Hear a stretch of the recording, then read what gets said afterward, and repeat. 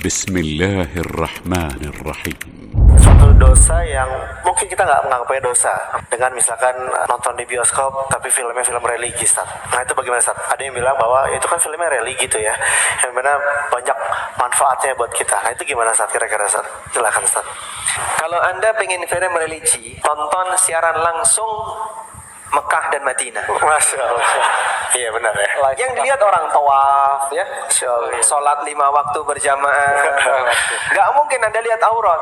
Benar, Masya Allah. Karena yang ditayangkan orang ibadah. Insya Allah itu religi banget. Masya Allah. Nah, jangan ditonton. Kalau jujur film religi ya harusnya kayak gitu. Namun kalau film religi dengan seperti yang dimaksud oleh pertanyaan teman-teman ya, barangkali di situ ada adegan. Dan yang namanya adegan, kalau film religi tanpa bumbu cinta, kira-kira menarik ya? Kurang, Ustaz ya. Kurang ya? Belum pernah ada. Kurang gurih kayaknya. Karena kan sekarang begini, kalau nggak kekerasan, ya, horor, cinta. Cuman itu saja. Film kan penekanannya 3 ini.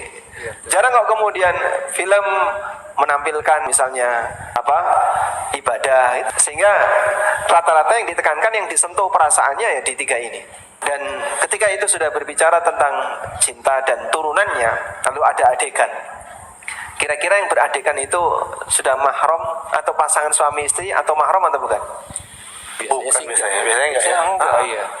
Kakak adik juga bukan kayaknya, Ustaz. Bukan kakak adik. Bukan kakak adik juga, Ustaz. Biasanya kan bukan mahram ya. Tapi ketika posisi mereka bukan mahram, kemudian sentuhan dan aneka adegan-adegan yang lain, dan kita nonton, berarti kita sedang nonton orang yang melakukan adegan maksiat. Kalau kita ketemu orang yang sedang berbuat maksiat, maka seharusnya kita lakukan apa? Nabi SAW mengatakan, "Man ra'a minkum munkaran falyughayyirhu biyadi. Fa in lam yastati fa bilisani, fa in lam yastati fa biqalbi, wa dzalika adhaful iman." Kalau kau lihat kemungkaran, maka ubah dengan tangan. Kalau nggak bisa, dengan lisan. Kalau nggak bisa, dengan hati. Dan kata Nabi SAW, dengan hati itu derajat iman yang paling rendah.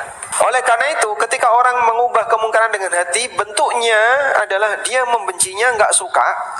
Dan karena dia nggak suka, maka dia menghindar. Bagaimana mungkin ada orang yang mau nonton, sementara dia nggak suka?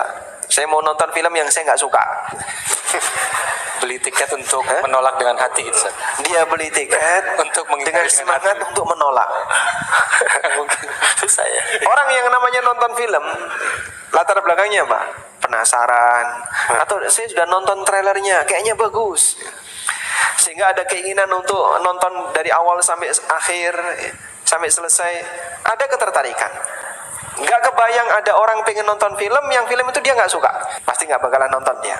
Nah, kalau kemudian yang terjadi melihat maksiat, bukan mengingkari dengan hati, tapi menikmati, berarti 3 ini sudah nggak ada semuanya. Orang yang melihat maksiat, dia tidak mengingkari dengan tangan, dengan lisan, dan juga tidak mengingkari dengan hati. Buktinya dia menikmati, berarti 3 ini sudah tidak ada semua. Padahal yang ketiga itu disebut sebagai tingkatan iman yang paling rendah. Berarti tingkatan iman dia yang paling rendah dalam masalah amar ma'ruf nahi mungkar. Dicatat di sini ya. Tingkatan iman dalam masalah amar ma'ruf nahi mungkar tidak ada. Berarti Pak, apakah dia sudah nggak punya iman? Punya. Dia punya iman di cabang yang lain.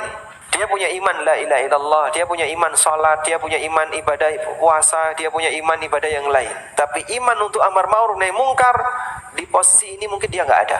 Karena dia menikmati orang yang sedang berbuat maksiat. Makanya kalau ada orang berbuat maksiat, seharusnya dia menghindar. Wallahu a'lam. Masyaallah.